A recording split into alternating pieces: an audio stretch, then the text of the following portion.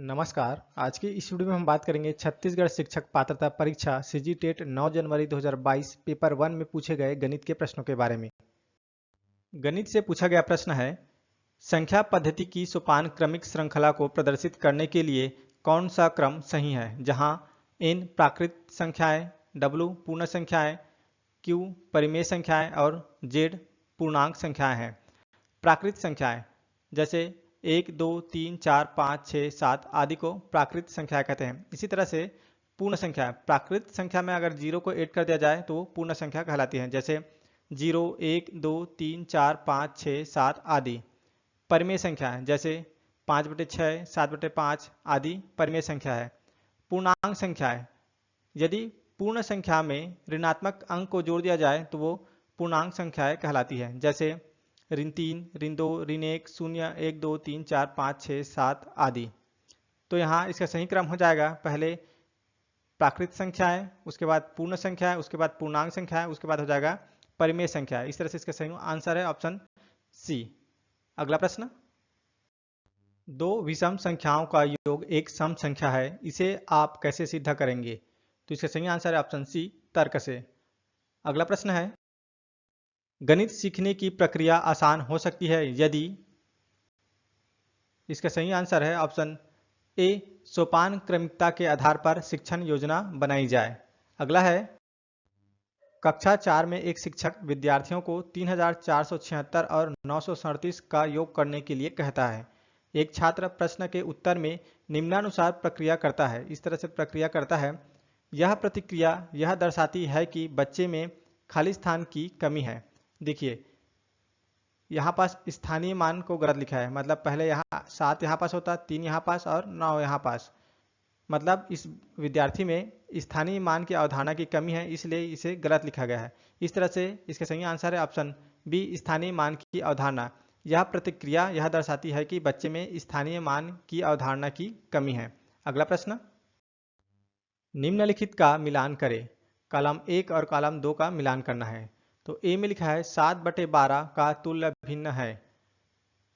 तो 7 और 12 मतलब अंश और हर में 3 का गुना करेंगे तो हो जाएगा 7 या 21 और ये हो जाएगा 12 या 36। इस तरह से इसका सही मिलान हो जाएगा 3, 21/36। इसी तरह से 9/15 का तुल्य भिन्न है। तो देखिए, इसमें चौथे वाले में 3/5 अंश और हर में 3 का गुना करेंगे तो हो जाएगा 3 × 3 = 9 और ये हो जाएगा 3×5 = 15। इस तरह से बी का मिलान हो जाएगा चौथा में। और सी में लिखा है 7/11 है, तो इसका मिलान हो जाएगा ए में, उचित भिन्न। उचित भिन्न उसे कहते हैं जिसमें अंश का मान हर के मान से कम हो। तो देखिए, सी में अंश का मान 7 है और हर का मान 11 है, मतलब अंश का मान हर के मान से कम है। इस तरह से के जो भिन्न है उसे हम उचित भिन्न कहते हैं। डी में लिखा है 19/5, तो इसका मिलान हो जाएगा 2 में, अनुचित भिन्न में। अनुचित भिन्न उसे कहते हैं जिसमें अंश का मान हर के मान से ज़्यादा हो। देखिए, यहाँ पर लिखा है अंश में 19 और हर में लिखा है 5, तो 19 अंश का मान 5 हर के मान से बड़ा है, तो इसे हम अनुचित भिन्न कहते हैं। इस तरह से इसका सही आंसर हो जाएगा ऑप्शन बी। अगला प्रश्न, हल करिए। 1/2 ऋण 2 2-3 गुना 20/2 को हल करना है। तो इसे एक बार और यहाँ पास लिख लेंगे तो ये हो जाएगा 1/2 ऋण 2 2-3 गुना 20/2। तो यहाँ 2 और 3 को जोड़ेंगे तो हो जाएगा 5, और 5 को ऋण 2 से गुना करेंगे तो हो जाएगा ऋण 10, और ऋण 10 को 20 से गुना करेंगे तो हो जाएगा ऋण 200। इस तरह से ये हो जाएगा 1/2 ऋण 200/2। अब ऋण 200 को 2 से भाग देंगे तो हो जाएगा ऋण 100, तो हो जाएगा 1/2 गुणित ऋण 100। अब ऋण 100 को 2 से भाग देंगे तो ये हो जाएगा ऋण 50। इस तरह से इसका सही उत्तर है ऑप्शन सी, ऋण 50। अगला प्रश्न, निम्नलिखित में से कौन सा प्रतिशत 0.275 के बराबर है? तो 0.275 को इस ऑप्शन के अनुसार प्रतिशत में बदलना है। तो प्रतिशत में बदलने के लिए इसे 100 से गुना कर देंगे तो 0.275 गुणित 100 करेंगे तो यह हो जाएगा 27.5%, जो कि ऑप्शन ए में दिया गया है। अगला प्रश्न है, 450 रुपये राशि पर 4.5% वार्षिक दर से साधारण ब्याज द्वारा 81 रुपये प्राप्त करने के लिए कितना समय लगेगा? तो साधारण ब्याज बराबर होता है मूलधन गुणित दर गुणित समय बटे 100। मान रख देते हैं, साधारण ब्याज दिया है 81 रुपये, मूलधन है 450 रुपये, ब्याज दर है 4.5, समय ज्ञात करना है और यहाँ पर बटे 100 हो जाएगा। तो समय बराबर हो जाएगा ये 81 से गुना 100 हो जाएगा और ये जो है ये नीचे बटे में आ जाएगा। तो हो जाएगा समय बराबर 81 गुणित 100 बटे 450 गुणित 4.5। इन सब कुछ जब सॉल्व करेंगे तो यहाँ पर आ जाएगा 4। इस तरह से समय बराबर 4 वर्ष, जो कि ऑप्शन बी में दिया गया है। अगला प्रश्न है, एक वस्तु जब 5% के लाभ पर बेची जाती है तो 5% की हानि पर बेचे जाने से 15 रुपये अधिक प्राप्त होते हैं, क्रय मूल्य होगा। तो मान लेते हैं कोई वस्तु 100 है, उसको 5% के लाभ पर मतलब 105% 100 का हो जाएगा। इसी तरह से 5% हानि मतलब उस 100 में अगर 100% है तो उसमें 5% हानि कर देंगे मतलब 95% हो जाएगा और दोनों का अंतर है 15 रुपये के बराबर। इसे इस तरह से लिख सकते हैं, 100 का 105% क्योंकि 5% लाभ हो रहा है, ऋण 100 का 95% मतलब 100 में 5 कम किए हैं 5% क्योंकि इसमें 5% की हानि है। दोनों का अंतर हो जाएगा 15 रुपये के बराबर। 105 में 95 घटाएंगे तो ये हो जाएगा 100 का 10% बराबर 15। अब जब 10% बराबर 15 है तो 100% बराबर हो जाएगा 150। यही इसका क्रय मूल्य है, जो कि ऑप्शन ए में दिया गया है। अगला प्रश्न, 6072 को पूर्ण वर्ग बनाने के लिए उसमें कौन सी न्यूनतम संख्या जोड़ी जाए। तो 6072 में अगर 12 जोड़ देंगे तो ये हो जाएगा 6084 और जो 6084 है वो 78 का वर्ग है। इस तरह से इसका सही उत्तर है ऑप्शन सी 12। अगला प्रश्न, वह सबसे बड़ी संख्या ज्ञात कीजिए जो 43, 91 और 183 को विभाजित करें ताकि प्रत्येक स्थिति में शेषफल समान रहे। तो ऑप्शन ए को देखते हैं, 4 को। 43 को 4 से भाग देने पर भागफल आएगा 10 और शेषफल बचेगा 3। इसी तरह से 91 को 4 से भाग देने पर भागफल आएगा 22 और शेषफल बचेगा 3। 183 को 4 से भाग देंगे तो यहाँ पर भागफल आएगा 45 और शेष बचेगा 3। इस तरह से तीनों में शेषफल 3 बच रहा है। इस तरह से इसका सही आंसर हो जाएगा ऑप्शन ए 4। अगला प्रश्न, 40 संख्याओं का औसत 71 है। यदि संख्या 100 को 140 से प्रतिस्थापित किया जाता है तो औसत में वृद्धि होगी। तो नया औसत हो जाएगा 40 गुणित 71 ऋण 100 धन 140 बटे 100। देखिए यहाँ ऋण 100 किए हैं और धन 140 क्योंकि ऋण 100 को प्रतिस्थापित किए हैं 140 से। इस तरह से 40 गुणित 71 करेंगे तो यह हो जाएगा 2840 और ऋण 100 में धन 140 करेंगे तो यह हो जाएगा धन 40 बटे 40। 2840 में 40 जोड़ेंगे तो हो जाएगा 2880 बटे 40। 2880 को 40 से भाग देंगे तो यहाँ पर बचेगा 72। इस तरह से नया औसत है 72 और पुराना जो औसत है वो है 71। तो दोनों का अंतर हो जाएगा मतलब औसत में वृद्धि 72 ऋण 71 बराबर 1। इस तरह से औसत में वृद्धि होगी वह है 1, जो कि ऑप्शन डी में दिया गया है। अगला प्रश्न, एक आयताकार पार्क की लंबाई और चौड़ाई के बीच का अनुपात 3:2 है। यदि एक व्यक्ति 12 किलोमीटर प्रति घंटे की गति से पार्क की सीमा पर साइकिल चलाकर 8 मिनट में एक चक्कर पूरा करता है तो पार्क का क्षेत्रफल वर्ग मीटर में होगा। मान लेते हैं ये कोई आयताकार पार्क है और प्रश्न में दिया है लंबाई और चौड़ाई के बीच का अनुपात 3:2 है, मतलब लंबाई जो है 3x और चौड़ाई जो है मान लेते हैं 2x। प्रश्न में दिया है यदि एक व्यक्ति 12 किलोमीटर प्रति घंटे की गति से पार्क की सीमा पर साइकिल चलाकर 8 मिनट में एक चक्कर पूरा करता है तो पार्क का क्षेत्रफल वर्ग मीटर में होगा। मतलब मीटर में निकालना है। प्रश्न में यहाँ पर 12 किलोमीटर प्रति घंटे में, तो 12 किलोमीटर प्रति घंटे को हम मीटर प्रति मिनट में बदल लेंगे तो यह हो जाएगा 12 किलोमीटर प्रति घंटे को मीटर प्रति मिनट में बदलने के लिए, जैसे 12 किलोमीटर है तो उसे 1000 से गुना कर देंगे तो हो जाएगा मीटर में बदल जाएगा। इसी तरह से प्रति घंटा है तो 60 से गुना कर देंगे नीचे में तो हो जाएगा मिनट में, क्योंकि एक घंटा में 60 मिनट होता है। तो हो जाएगा 12 कम 12, 12 पंचे 60 और 1000 को अगर 5 से भाग देंगे तो हो जाएगा 200। इस तरह से 12 किलोमीटर प्रति घंटा को हम मीटर प्रति मिनट में बदलेंगे तो हो जाएगा 200 मीटर प्रति मिनट। पार्क का परिमाप हो जाएगा इस तरह से, क्योंकि जो है वो साइकिल चलाकर 8 मिनट में एक चक्कर पूरा करता है तो हो जाएगा 200 मीटर प्रति मिनट गुणित 8 करेंगे तो ये हो जाएगा पार्क का परिमाप। अब परिमाप होता है इन चारों भुजाओं का योग, तो ये हो जाएगा 3x धन 2x धन 3x धन 2x बराबर ये हो जाएगा 8 दूनी 1600। इन सबको जोड़ेंगे तो ये हो जाएगा 3 2 5 3 8 2 10 x, तो 10x बराबर 1600। इस तरह से x बराबर हो जाएगा 160। और आयत का क्षेत्रफल बराबर होता है लंबाई गुणित चौड़ाई। लंबाई है 3x, चौड़ाई है 2x।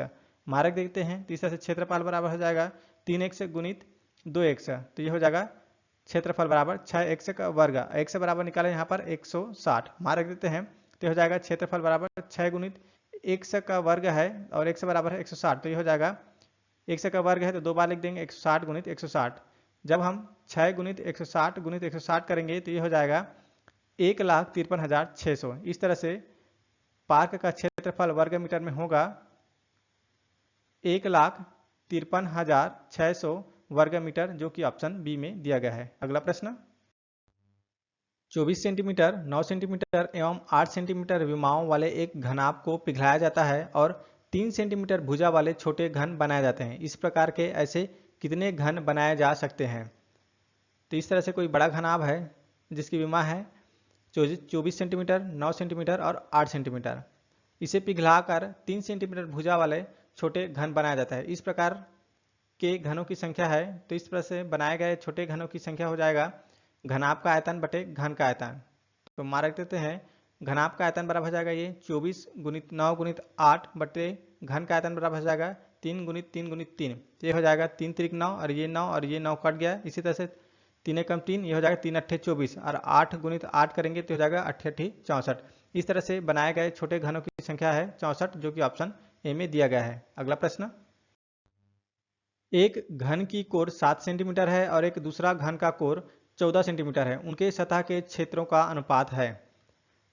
तो घन का क्षेत्रफल बराबर होता है 6 गुणित कोर का वर्ग या 6 गुणित भुजा का वर्ग।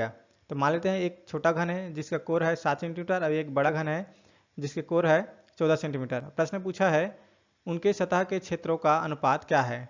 तो ये हो जाएगा 7 सेंटीमीटर कोर वाले घन का क्षेत्रफल बटे 14 सेंटीमीटर कोर वाले घन का क्षेत्रफल बराबर ये हो जाएगा 6 गुणित भुजा का वर्ग, तो 6 छोटे घन है 7, तो मतलब भुजा है 7 गुणित 7 हो जाएगा, वर्ग करना है 6 गुणित भुजा का वर्ग बटे 14 सेंटीमीटर कोर वाले घन का क्षेत्रफल, मतलब 6 गुणित भुजा का वर्ग करेंगे तो हो जाएगा 14 गुणित 14। ये 6 कट गया, ये हो जाएगा 7 एकम 7, 7 दूनी 14। इसी तरह 7 एकम 7, 7 दूनी 14, मतलब 1/4। इस तरह से ये हो जाएगा 1/4, मतलब 1:4। इस तरह से उनके सतह के क्षेत्रों का अनुपात हो जाएगा 1:4, जो कि ऑप्शन बी में दिया गया है। अगला प्रश्न, 4,800 रुपये को पी, क्यू एवं आर में इस प्रकार विभाजित किया जाता है कि पी का हिस्सा क्यू तथा आर के संयुक्त हिस्से का 5/11 है, क्यू का हिस्सा आर एवं पी के संयुक्त हिस्से का 3/13 है, अतः आर को प्राप्त होगा। तो प्रश्न में दिया है पी का हिस्सा क्यू तथा आर के हिस्से का 5/11 है, मतलब अगर क्यू प्लस आर को इस साइड लाएंगे तो यह हो जाएगा पी बटे क्यू प्लस आर बराबर 5/11, मतलब P बराबर 5 अनुपात और Q धन R बराबर 11 अनुपात।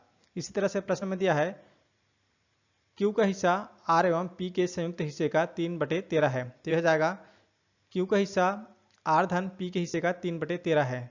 R प्लस P को इस साइड लाएंगे तो ये बटे में चला जाएगा। इस तरह से ये हो जाएगा Q बटे R प्लस P बराबर 3/13, मतलब Q का अनुपात हो जाएगा 3 और R धन P का अनुपात हो जाएगा 13। इस तरह से ये हो जाएगा P धन Q धन R बराबर 5 धन 11। देखिए यहाँ लिखा है P की जगह रख देंगे 5 अनुपात, तो हो जाएगा 5, और Q धन R, तो Q धन R की जगह रख देंगे हम 11 अनुपात, तो हो जाएगा 5 धन 11 बराबर हो जाएगा 16। 5 और 11 को जोड़ेंगे तो हो जाएगा 16। इस तरह से P धन Q धन R का अनुपात हो जाएगा 16 अनुपात। आप इसे इस वाले में ही दे सकते हैं, नीचे वाले में, जैसे यहाँ पास Q का अनुपात है 3 और R धन P का अनुपात है 13, तब भी 16 आएगा। देखते हैं, जैसे Q धन R धन P, मतलब Q की जगह रख देंगे हम 3 और जो R धन P बराबर 13 है, तो यह जाएगा R धन P बराबर 13 अनुपात रहेंगे, तो यह जाएगा 13 3 16। इस तरह से P धन Q धन R के अनुपात को जोड़ेंगे तो यह जाएगा 16। अब देखिए यहाँ पास हो जाएगा P बराबर 5 अनुपात यहाँ पास दिया है, Q बराबर 3 अनुपात, देखिए Q बराबर 3 यहाँ पास दिया है। इस तरह से R बराबर हो जाएगा, P धन Q को घटा देंगे तो P Q और R का तीनों को जोड़ने पर अनुपात हुआ है 16 ऋण यहाँ पास P धन Q, तो हो जाएगा P धन Q। तो P धन Q मतलब P है 5 और Q है 3, तो 5 धन 3 करेंगे तो जाएगा 5 3 8 और 16 में 8 घटाएंगे तो यहाँ पास बचेगा 8। इस तरह से P बराबर 5 अनुपात, Q बराबर 3 अनुपात और R बराबर 8 अनुपात। अब प्रश्न में दिया है कुल रुपया 4,800, तो आर को प्राप्त होगा वो होगा 8 अनुपात कुल अनुपात में कितने में 16 में। तो ये हो जाएगा आर को प्राप्त राशि बराबर 4800 गुणित 8 अनुपात कितने में 16 में। तो हो जाएगा 8 एकम 8, 8 दूनी 16, 4800 को 16 2 से भाग देंगे तो हो जाएगा 2400। इस तरह से आर को प्राप्त राशि होगा वो है ऑप्शन डी 2400 रुपये। अगला प्रश्न, दो ट्रेन एक्स एवं वाई क्रमशः 80 किलोमीटर प्रति घंटा और 90 किलोमीटर प्रति घंटा की औसत गति से ए से बी तक यात्रा करती है। एक्स यात्रा के लिए वाई से 1 घंटा अधिक लेती है तो ए एवं बी के मध्य दूरी होगी। तो ए एवं बी के मध्य दूरी के लिए एक सिंपल सा फार्मूला है, दूरी बराबर दोनों की गति का गुणनफल बटे दोनों की गति का अंतर गुणित उन दोनों में समय का अंतर। तो मार्क देंगे तो हो जाएगा डी बराबर दोनों की गति का गुणनफल बटे समय का अंतर गुणित 1, क्योंकि समय दिया है 1 घंटा अधिक, मतलब उन दोनों के समय में अंतर 1। तो 80 गुणित 90 करेंगे तो हो जाएगा 9 8 72, मतलब 7200। 90 में 80 घटाएंगे तो हो जाएगा 10, दोनों गति का अंतर 10 गुणित समय 1 घंटा। तो ये हो जाएगा अब डी बराबर 7200 बटे 10, तो हो जाएगा 1 0 1 0 कट गया, तो डी मतलब दूरी बराबर 720 किलोमीटर, जो कि ऑप्शन बी में दिया गया है। अगला प्रश्न है, ए बी और सी एक कार्य को 20 30 और 60 दिनों में कर सकते हैं। यदि प्रत्येक तीसरे दिन बी और सी द्वारा सहायता प्रदान की जाती है तो ए उस कार्य को कितने दिनों में कर सकता है। प्रश्न में दिया है ए किसी कार्य को 20 दिनों में, बी उस कार्य को 30 दिनों में और सी उस कार्य को 60 दिनों में कर सकता है। कुल कार्य निकालने के लिए इन तीनों का लघुत्तम समापन निकाल देंगे। तो इन तीनों का लघुत्तम समापन हो जाएगा 60, मतलब कुल कार्य जो है वो 60 है और ए का एक दिन का काम है 20, तो 60 को 20 से भाग देंगे तो हो जाएगा 20 या 60, मतलब ए का एक दिन का काम हो जाएगा 3, इसी तरह से बी का एक दिन का काम हो जाएगा 2 और सी का एक दिन का कार्य हो जाएगा 1। इस तरह से पहले दिन का कार्य ए के द्वारा करेगा, मतलब 3 काम होगा। दूसरे दिन का कार्य ये भी ए के द्वारा करेगा, फिर दूसरे दिन ए 3 कार्य करेगा। अब प्रश्न में देखिए यहाँ लिखा है यदि प्रत्येक तीसरे दिन बी और सी द्वारा सहायता प्रदान की जाती है। इस तरह से तीसरे दिन का कार्य तीनों के द्वारा होगा, ए धन बी धन सी, और ए का एक दिन का कार्य है 3, बी का एक दिन का कार्य है 2 और सी का एक दिन का कार्य है 1। तो हो जाएगा ए धन बी धन सी, मतलब 3 धन 2 धन 1, तो हो जाएगा 3 2 5 और 1 6। तो तीसरे दिन का कार्य मतलब 6 काम।